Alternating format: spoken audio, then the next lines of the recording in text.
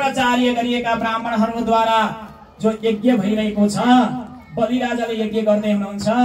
बलि राजाको यज्ञमा म भिक्षा माग्न जानुपर्छ, त्यहाँ पुगेर म आउँछु भनेर भगवान दण्ड कमण्डल धारण गरेर बलि राजा कहाँ भिक्षा माग्न जानुभयो। परमात्मा 8 वर्षको तम बटुम वामनम दृष्ट्वा, त्यो वामन बटुक भगवानलाई देखेपछि बलि राजा भाव विभोर भइहाले।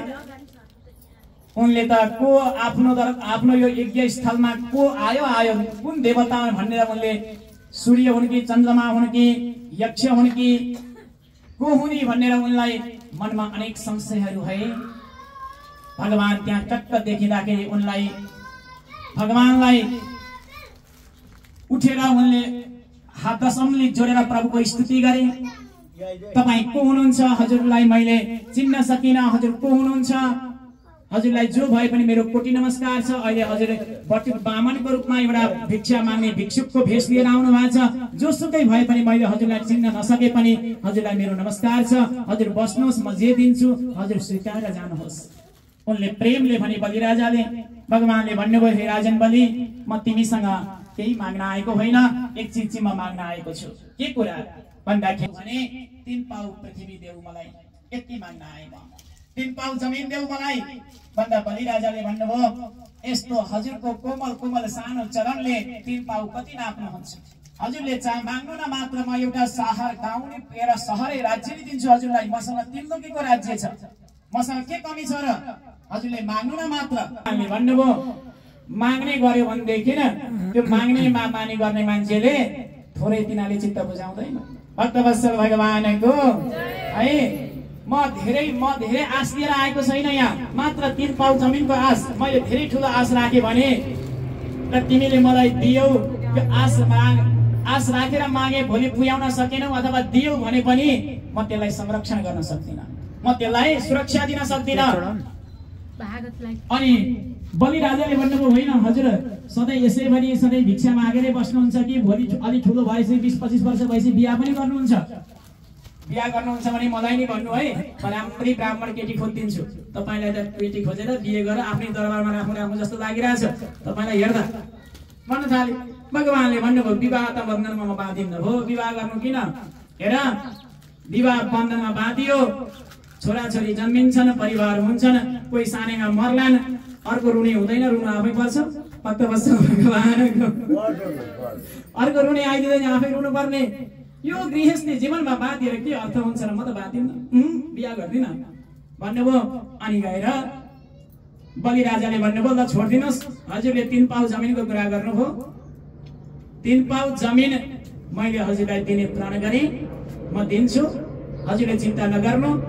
हजुरले 3 पाउ जमिन नलिकन हजुर जानुभयो भनेदेखि यति थोरै माग्दा पनि मैले नदिनु कस्तो, म दिन्छु भनेर उनले जब मनमा विचार लिएर सोचेर दिन्छु भनेर वचन दिए, त्यही बेलामा उनका गुरु शुक्राचार्यले भन्छन्, ए बलि राजा, तिमीले पहिला यसलाई निहालेर हेरेका छौ को हो यी भनेर? हैन, तिमीले निहालेका छौ यसलाई भन्दाखेरि गुरुदेव जोसुकै होस्, माग्न आएको व्यक्तिले जे माग्छ बलिले दिने वचन दिन्छ। र मैले अझ अरु त म त्यस्तो अरु कोही आउँदा मलाई दिउँ जस्तो लाग्दैन थियो, तर यी आएपछि यसलाई देख्ने बित्तिकै दिउँ लागेको हुनाले मैले जो वचन दिए त्यो पूरा गर्छु। 3 पाउ जमिन म दिने मैले वचन दिएको छु। शुक्राचार्यले भन्नुहुन्छ, बलि राजा, तिमी त्यतिकै आवेशमा आयौ, तिमी आवेगमा आयौ, तिमी भाव विभोर भयौ, तिमी उनको अगाडि त्यतिकै तिमी लदालुतुक्क भएर गल्यौ। हेर, यी त्यस्तै खालका व्यक्ति हुन्, यिनी त विरोचन। हे बलि, यिनी भनेका देवराज इन्द्रको कार्य सिद्धि गर्नको लागि तिमीबाट 3 पाउ जमिनको बहानामा 3 लोकीको राज्य मागेर देवराज इन्द्रलाई दिनको लागि यिनी साक्षात विष्णु स्वयं आएका हुन्। यति कुरा याद गर। भक्तवत्सल भगवानको बलि राजाले भन्नुभयो, आज मैले जुन भगवानलाई म दिन्थे, आज त्यही भगवान यदि मका माग्न आउनु भएको छ भने पनि गुरुदेव यसमा अन्यथा हुन सक्दैन। मैले दिन्छु भनेपछि दिने हो, किनभने मैले दिन्छु भनेपछि मैले दिनुपर्छ, मेरो वचनको कुरा छ। यहाँ अहिलेसम्म हजुरलाई थाहा छ बलिले जे बोल्छ त्यो पुर्याएर छोड्छ भन्ने त थाहा छ नि? गुरुदेव, म बोलेपछि पुर्याउँछु। गुरुले भन्नुभयो, शुक्राचार्य, ए बलि राजा, बोलेपछि पुर्याउँछु भन्दैमा आफ्नो भयभरको सम्पत्ति गुम्ने गरी त बोल्नु भएन नि, सकिने गरी त बोल्नु भएन नि, दिन्छु भन्नु भएन नि। सम्पत्ति सकिने गरी दिने त त्यो धर्म होइन नि। हेर, सम्पत्तिलाई पनि सही ठाउँमा लगाइएर त्यो सम्पत्तिको हामीले भोग गर्नुपर्छ। त्यो सम्पत्तिको अर्थ हामीले बुझ्नुपर्छ। त्यो सम्पत्तिलाई कुन ठाउँमा लगाउने भन्दाखेरि धर्माय यशस्यर्थाय कामाय सुजनाय च पंचदा विभजान वित्तन् इहामुत्र च मोदते। बलिराजन, हेर, धर्म, यश, अर्थ यस्ता कामहरूमा धनलाई खर्च गर्नुपर्छ। एउटा विद्वान व्यक्तिले जति कमाउँछ त्यो कमाएको 5 भाग लगाएर धनलाई प्रयोग गर्न सक्नुपर्छ। भक्तवत्सल भगवानको बुझेको व्यक्तिले 100 रुपैयाँ कमाउँछ भने 20 रुपैयाँ धर्मको लागि गर्न सकोस्, 20 रुपैयाँ परिवारलाई पालन पोषणको लागि गर्न सकोस्, खर्च गर्न सकोस्। त्यसै 20 रुपैयाँ अक्षय कोषमा राखोस्, त्यो अक्षय वृद्धिको लागि कुनै लगानी गरोस्, 20 रुपैयाँ यस कृतिको लागि खर्च गरोस्, हैन, र 20 रुपैयाँ आफ्ना स्वजनमा कोही गरिब दुखी छन् भने ती आफ्ना दाजुभाइ परिवारमा कसै दुखी छन् भने दुखी गरिबलाई छुट्याओस्। यस्ता प्रकारले 5 भागले धर्म यानी कि त्यसरी आफ्नो धर्मको धनको सदुपयोग गर्नुपर्छ। तर तिमीले त एकैचोटी दियौ, यो तिमीले ठुलो गल्ती गरेका छौ। बलि यसले ठुलो दुर्घटना निम्त्याउन सक्छ। भोलि तिमी अहिले यहाँ दरबारको बास छ, भोलि नै तिमी यसलाई दिने बित्तिकैको पछि तिमी रोडको बास हुन्छ। हेर, तिम्रो सबै गुमिन्छ। यस्तो धर्म, यस्तो दान हुँदैन, यसलाई दान मिल्दैन भनेपछि बलि राजाले भन्नुहुन्छ, गुरुदेव बोलेको कुरालाई थुकिसकेको थुकलाई कसैले चाड्छ भने त्यो व्यक्तिलाई म कहिल्यै पनि महान सम्झिन्न र म त्यो स्वभावको पनि होइन। किनभने मैले बोलिसकेका छु, बोलिसकेको हुनाले, दिन्छु भनिसकेका हुनाले म बरु रोडकै बास हुनु परोस्, तर म दिन्छु भन्ने उनको वचन भयो बलिराजाको। म दिन्छु, मैले दिन्छु भनेपछि दिन्छु मैले। अनि हजुरले भन्ने गर्नु भयो होइन, कहिल्यै पनि व्यक्तिले झुटो बोल्नु हुँदैन भनेर भने हो कि होइन? हजुरले पहिला भन्नुहुन्थ्यो नि मलाई, गुरुदेव झुटो बोल्नु हुँदैन, झुटो जस्तो संसारमा अर्को पाप छैन। झुटो जसले बोल्छ जिन्दगीमा त्यसले अरू पाप गरिरहनु पर्दैन, त्यसैले पाप निम्त्याउँछ है। अन्य पापै गर्नु पर्दैन, झुटो त्यस्तो चिज हो। हजुरले भन्नु भएन, बलि राजाले भन्नु के अरे शुक्राचार्य भन्नुहुन्छ, हेर बलि, जिन्दगीमा झुटो, जिन्दगीमा असत्य बोल्ने पनि नीति शास्त्रले ठाउँ छुट्याएको छ, त्यो स्थानलाई छोडेको छ। कस्तो अवस्थामा, कस्तो परिस्थितिमा झुटो बोल्दा दोष लाग्दैन, त्यो परिस्थिति छुट्याइएको छ, त्यो अवस्थालाई छुट्याइएको छ, अवस्थाको बोध गराएको छ। त्यो के हो? हाम्रो धर्मशास्त्र यस्तो गहन छ सज्जनवृन्द, धर्मशास्त्र यस्तो गहन विद्या छ जसले परिस्थितिलाई बुझेर कर्म गर भनेर यसलाई हाम्रो धर्मशास्त्रले बताएको छ। अब झुटो बोल्दाखेरि दोष नलाग्ने ठाउँ कहाँ हो त भन्दा स्त्रीषु नर्म विवाहे च मृत्युर्थे प्राण संकटे गो ब्राह्मणार्थे हिंसायां नान्वितं सा जुगुप्सितं। हेर्नुहोस् है, स्त्रीषु नर्म विवाहे च अर्थात् कुनै नारी र पुरुषको विवाह गर्नु पर्यो भने त्यतिखेरको अवस्थामा विवाह गराउने बेलामा लमीले कुनै कुरा झुटो बोल्नाले विवाह सम्पन्न हुने रहेछ भने जोडी बाँधिन झुटो बोल्दा दोष लाग्दैन। हेर्नुहोस् भक्तवत्सल भगवानको, किनकि जोडी बाँधेर उनीहरूको भविष्य बन्छ भने, गृहस्थी जीवन उज्जीवन बन्छ भने झुटो बोल्दामा दोष लाग्दैन। स्त्रीषु नर्म विवाहेश मृत्युर्थे प्राण संकटे। अर्को कुरा, अब अर्को आयो, राजा बलि तिम्रो सबै सम्पत्ति घुम्ने बेला आयो अहिले। हेर, तिमीले दिन्छु त भन्यौ, तर दिन्छु भन्दामा अर्को व्यक्तिले तिमीबाट सबै लुट्न खोज्यो हैन, तिमीले म दिन्छु त भने उलाई कति दिन्छु, तिमीले 3 पाउ दिन्छु भनेछौ नि अहिले। 3 पाउको बहानामा उसले सबै लुट्न खोजिरहेछ। तिम्रो सबै भयभरको सम्पत्ति सबै गुम्ने अवस्थामा छ भने अहिले तिमीले झुटो बोल, मेरो वचन हो, तिमीलाई दोष लाग्दैन, यो नीतिशास्त्रले भन्छ।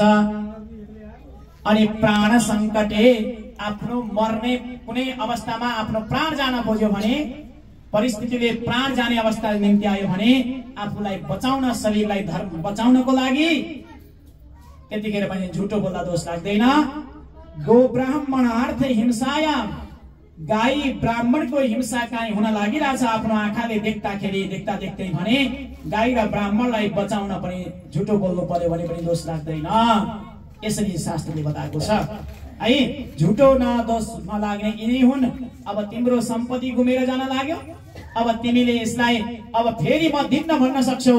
भक्तवत्सल भगवानको अब फेरि तिमी म दिन्न भन्न सक्छौ, तिमीले दिनै पर्छ भन्ने छैन, म दिन्न भन्न सक्छौ, किनकि मैले थाहा पाइसकेको छु तिमीसँग माग्न आउने वाला व्यक्ति स्वयं नारायण हो, स्वयं परमात्मा हो। तिमीले 3 पाउले मागेको बहाना गर्यो भने तिम्रो त्रिलोकीको राज्य खोसेर लान्छ, तिमी हेरेको हेरै हुन्छौ, मैले जानिसकेको छु भन्दाखेरि बलिले भन्छन् गुरुदेव हजुरले भनेको कुरा मैले काटे हो कि होइन, नारायण हो कि होइन, भोलि लान्छ कि लाँदैन, त्यो 3 पाउ मात्र लाने हो कि?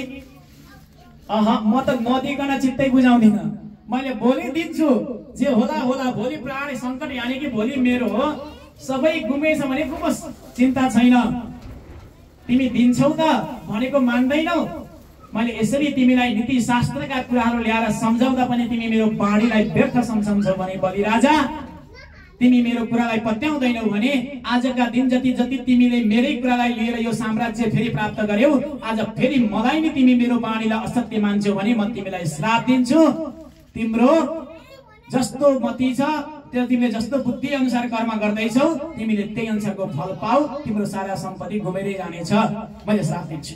भक्तवत्सल भगवानको भनेपछि बलि राजाले अब भगवान खुसी हुनुभयो, विष्णु भगवान बामन हाँस्नु भयो, म सुक्त श्राप पाउँदाखेरि अब पो मेरो कदम अगाडि बढ्ने भयो त, अझै गाह्रो भएको थियो मलाई, अब बलिलाई बाँध्न अब मैले ठाउँ पाएँ।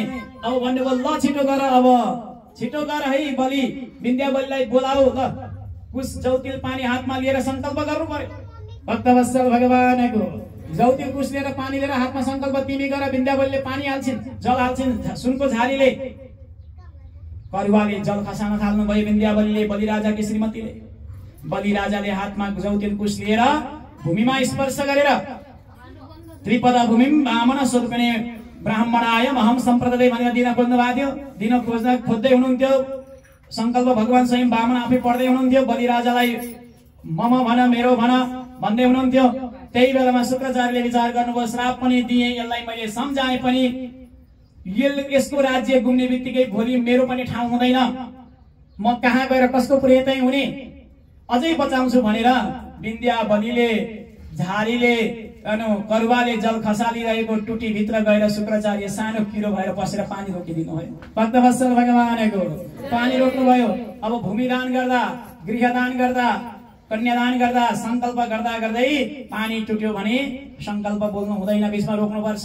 जल टुटाउनु हुँदैन भनेको छ नि, जलको धारा लगाएर संकल्प गरिरहनु पर्छ, त्यही भएर जलको धारा लगाउने चलन छ हैन। आज विन्ध्यावलीले जब त्यो जल खसालेको सुनको झारीबाट करुवाबाट पानी नखसेपछि बलिले भन्नुभयो, गुरुदेव यहाँ केही विध्वंस, यहाँ केही मानव विघ्न भइरहेछ, जलको धारा बगेन भगवान, यहाँ के भयो? भगवानले भन्नुभयो, नातिनो पानीको धारा नबगुन्जेल म पनि संकल्प बोल्दिन है, म यहाँ भित्र केही छ कि म यसो हेर्छु, म यसो विचार गर्छु है त भनेर एउटा कुशको टुक्राले त्यो टुटीमा यसो घोस्नु भएको थियो। शुक्राचार्यको एउटा आँखा फुटेछ भित्र, आँखा फुटेपछि बाहिर निस्किएर बलि राजालाई भने, अब त तेरो सबै सत्यनाश भइजाओस् बलि, तैले मलाई त तेरै रक्षाको लागि झारी भित्र टुटीमा पसेर तँलाई पानी रोकेर पनि बचाउँछु भन्दा पनि सकिन, तेरो सत्यनाश होस्। भगवानले पनि मुस्कुराएर भन्नुभयो, बलि राजा जसले कसैलाई दिन्छु भनेर दिन खोज्दा खोज्दै नदे भनेर दुश्मन लाग्छ भने त्यस्ताको आँखा फुट्छ, देख्नु पनि भगवानको आँखा फुट्छ, फुटो आँखा है, आँखा फुट्छ है, नदिनु भन्नेलाई आँखा फुट्छ भनिदिइहाल्नु भयो। भनेपछि त ओहो साँच्चै हो क्या है, गुरुको आँखा फुटेछ। गुरुको आँखा फुटेको देखेपछि बलि झन् ससङ्गित हुनुभयो, दान गर्नुभयो भूमि। भगवानले त्रिविक्रम अवतार लिनुभयो, 2 पाइलाले बलिको साम्राज्य सबै नापिदिनु भयो। 1 पाउले ब्रह्मलोकसम्म, 1 पाउले पातालसम्म पुर्याइदिनु भयो। ल सबै नापिहाल्नु हो। बाँकी रह्यो 1 पाउ। तिमीले मलाई तेस्रो पाउ पनि दिन्छु भनेको थियौ, 2 पाउले नापे, 1 पाउको पुगेन। के दिन्छौ भन्दाखेरि कि तिम्रो शिर देऊ कि मलाई 1 पाउ बराबरको जमिन देऊ। भक्तवत्सल भगवानको बलि कि तिम्रो शिर देऊ कि 1 पाउ बराबरको जमिन देऊ भनेपछि त महाराज बलिराजाले भन्नुभयो म तपाईलाई पुर्याएरै छोड्छु, म मेरा चेला चपेटालाई माग्न पठाउँछु भनेर माग्न पठाएछन्। माग्न पठाएर भन्नुभयो ए गएर माग है, मेरा शुभचिन्तकसँग भनिदिनु बलिराजाले पठाएको, हामी त्यसै आएको होइन। बामनले शिर देऊ भनिरहेछन्, देउ शिर देउ भनिरहेछन्। भन्दै जानु है, मेरो शिर दिनु परेको छ यहाँ, म शिर झुकाउनेवाला छैन भनेर देउसी खेल्न पो पठाएछन्। भक्तवत्सल भगवानको देउसी खेल्न पठाएछन्। अनि देउसीले भन्दै खेल्दै हामी त्यसै आएनौ, बलिराजाले पठाए भन्दै माग्न गए महाराज। गए माग्न गएर जब आए ल्याएर ल हामीले ल्यायौं भनेर दिए महाराज। 3 पाउ हामीले जब मागेर ल्याएर 1 लोक बराबरको साम्राज्यता भगवानको पाउले, एउटा पाउले जति साम्राज्यता ढाकेको त्यति बराबरको सम्पत्ति ल्याएर दिँदा भगवानले भन्नुहुन्छ यो त मेरै हो बलि, मैले नापिसकेर मैले आफ्नो बनाइसकेपछि तिमीले मैले आफ्नो बनाइसकेको भूभागमा भएका आफ्ना जनताहरूसँग शुभचिन्तकसँग माग्न पठाएको तिमीले भन्यौ, ती त मेरा भइसकेका थिए, मेरै भइसकेकासँग मागेर ल्याएर मलाई दिनु औचित्य होइन, तिमीसँग जे छ त्यो चाहिन्छ मलाई। अब भक्तवत्सल भगवानको आखिरी नारायणले आफ्नो शिरै मागे भन्ने कुरा बुझेपछि उनले टक्क शिर झुकाएर अब म भन्दा अर्को को छ र बलि यसो दायाँ बायाँ गरेका थिए। भगवानले तुरन्त बरुण पासले बलिलाई बाँध्नु पनि भयो अनि बाँधेर अब पनि झुक्दैनौ भनेपछि आफ्ना परिवार सहित भएर झुकेर प्रभुलाई नमन गरे। भगवानले शिर राखिदिनु भयो उनको र अनि भन्नुभयो अब तिमी सुतल लोकमा गएर बस। सुतल बलिराजा तिम्रो सबै सम्पत्ति मैले होइन देवराज इन्द्रले पाउँछन्, उनको लागि म माग्न आएको हो, त्यसैले उनलाई लगेर म फिर्ता गर्छु, मलाई चाहिया होइन, तिमीबाट मागेर देवराज इन्द्रलाई दिनमा आएको हुँ। तिम्रो गुरुले जे सत्य बोल्या थिए सत्य त्यो थियो, तिमीले त्यतिखेर बुझेनौ, तिमी मेरो मायाले मोहित भयो। भक्तवत्सल भगवानको म जब आउँछु कसैलाई कृपा गर्न आउँछु भने त्यतिखेर मलाई नै सर्वथोक सम्झिने हुन्छन् मेरा भक्तले। म भन्दा अर्को दुनियाँले कसैले मेरो बारेमा केही बोल्छ भने पत्याउँदैनन्, त्यस्तो हुन्छन्। त्यसैले अब त्यसो गरेर तिमी ममा वशीभूत भयौ, म अत्यन्त प्रसन्न भए। अब तिमी माग, सुतल लोकमा गएर बस्दा तिमीलाई मबाट के चाहिन्छ? उनले भने प्रभु हजुरले कृपा गर्नुहुन्छ भने म हजुरले दिएको ठाउँमा, हजुरले दिएको घरमा गएर बस्दाखेरि घरभित्र जाँदा पर घरभित्रबाट बाहिरबाट घरभित्र छिर्दाखेरि जतिखेर पनि भित्र बाहिर गर्दा हजुरको दर्शन पाइराखौं, म यही चाहन्छु भनेपछि म तिम्रो द्वारे भएर बसिदिन्छु, ल पाले भएर बसिदिन्छु। भक्तवत्सल भगवानको तिम्रो दरबारको पाले घडी कमाल म तिमीलाई जगाउने, तिमीलाई सुत्ने बेला भनेर भन्ने, कोही तिम्रा दुश्मनहरू आए भने तिमीलाई हटाउने, तिमीलाई भित्र आउँदा भित्रबाट बाहिर जाँदा यसरी दर्शन दिइरहने पालेको रूपमा तिमीले चाह्यौ, म तिम्रो पाले बनिदिन्छु। यसको तात्पर्यता यो हो कि हामी मेरो मेरो भन्छौं, मेरो सम्पत्ति, मेरो घर, मेरो परिवार भन्छौं। यदि मेरो होइन प्रभु यो सबै हजुरको हो भन्ने बानी हामीमा सधैँभरि भइरहन्छ भने यस हामीको सारा दुःख कष्टको सबै भार भगवानले बिहोर्नुहुन्छ। हामीले त्यसलाई धेरै चिन्ता गरिरहनु पर्दैन। भक्तवत्सल भगवानको त्यसलाई हामीले चिन्ता लिइरहनु पर्दैन। मेरो भनिसकेपछि त हामीले संरक्षण गर्न सक्नुपर्छ।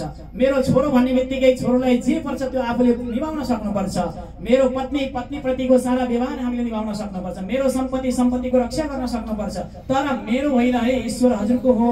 सुत्ने बेलामा म अनि उठ्ने बेलामा पनि बिहान उठ्दाखेरि प्रभु हजुरकै वस्तु मैले हजुरले अराएको कामदार स्वरूपमा काम गर्न गरिएको खोजिरहेको छु भन्ने सोच्ने, बेलुका हजुरलाई नै अर्पण गर्ने सोच्ने, त्यो सोचेर कर्म गरिन्छ भने जीवन सधैँभरि आनन्दमय हुन्छ। हामीलाई कुनै पीड चिन्ता हुँदैन। तर मेरोसँग जान्छौँ भने भगवानले तेरै रहेछ तै रक्षा गर, अब मेरो केही भन्नु छैन भन्नुहुन्छ र हामीलाई त्यसरी जिम्मा दिनुहुन्छ। जो हामी समर्थ हुँदैनौँ कुनै पनि कार्य गर्न, हामी एक वस्तु पनि रक्षा गर्न सक्दैनौँ, हाम्रो त दायित्वभित्र शब्द पर्दैन। त्यसैले भगवानले बलि राजाको ढोके पाले हुने वरदान दिनुभयो। अनि पछि फेरि महाराज भाइटिका भयो नि, भाइटिकाको दिन ढोके पाले भएर बसेको भगवान त अब त्यहाँ ढोके पाले बन्न जानुभयो। सुतलोकमा बलि गए, यता भगवानले देवराज इन्द्रलाई लगेर त्यहाँ 3 लोकीको राज्य पनि दिनुभयो। देवराज इन्द्रको जति राज्य त्यो सबै फिर्ता गर्नुभयो, नाम उपेन्द्र भयो। पछि गएर अब सुतलोकमा भगवान त बलिको द्वारे भएर बस्नु भएको थियो। अब वैकुण्ठ त खाली भयो, लक्ष्मीजी त भगवान नभएपछि अब वैकुण्ठ रहन सक्नु भएन। लक्ष्मीजीले विचार गर्नुभयो भगवान कहाँ जानुभयो त, यतिका दिन भइसक्यो भगवान त वैकुण्ठ खाली गर्नु भएको छ। यसो सोचेको त ओहो बलि राजाको द्वारे ढोके भएर पो बस्नु भएको रहेछ। अब भएन, तिहार पनि आइरहेछ, भाइटिका लाउने दिन पनि आइ नै सक्यो। अब भोलिको दिन त टिका म जान्छु र बलिलाई दाई बनाउँछु र उनीबाट मेरो द्वारपाल मागेर लिएर आउँछु भनेर जानुभएछ भक्तवत्सल भगवानको। अनि गएर बलि राजालाई गएर टिका लाउनु भयो। अनि बलि हजुरलाई म दाई बनाउँछु भनेपछि त लक्ष्मीले दाई बनाउनु खोजेपछि किन नचाहने बलिले, आहा खुसी भए। अनि भगवानले यसो हेर्नुभयो लक्ष्मीले यहाँ बहाना बनाउँछिन्, अब मलाई भक्तबाट छुटाउने भइन् भन्ने पनि लाग्यो भगवानलाई। अन्तिममा टिका लगाइसकेपछि त अब उपहार के दिउँ बहिनी तिमीलाई भनेर भनेको, केही दिनु पर्दैन प्रभु, हजुरको घरमा जो ढोके भएर बसेका छन् नि त्यही पालिदिनुहोस् न, त्यति हजुरको घरको ढोके पालिदिनुहोस् न, त्यही चाहन्छु म भनेपछि बलि राजा अनि तिमी को हौ भन्दाखेरि लक्ष्मी आफ्नो रूप छुपाएर जानुभएको थियो नि। सत्यता देखाइसकेपछि सोच्नुभयो नारायण लक्ष्मीको, लक्ष्मी नारायणको हो, यसलाई अलगाउनु मेरो अधर्म हो। भक्तवत्सल भगवानको नारायण लक्ष्मी, लक्ष्मी नारायण यो दुईटै कहिले छुट्दैनन्।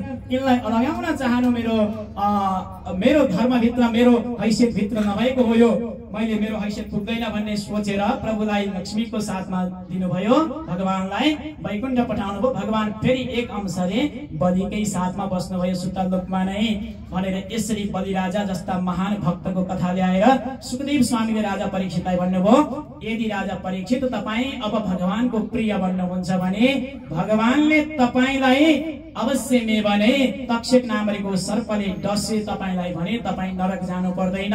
भगवानले तपाईलाई आफ्नो बनाउन पक्कै पनि लिएर जानुहुन्छ।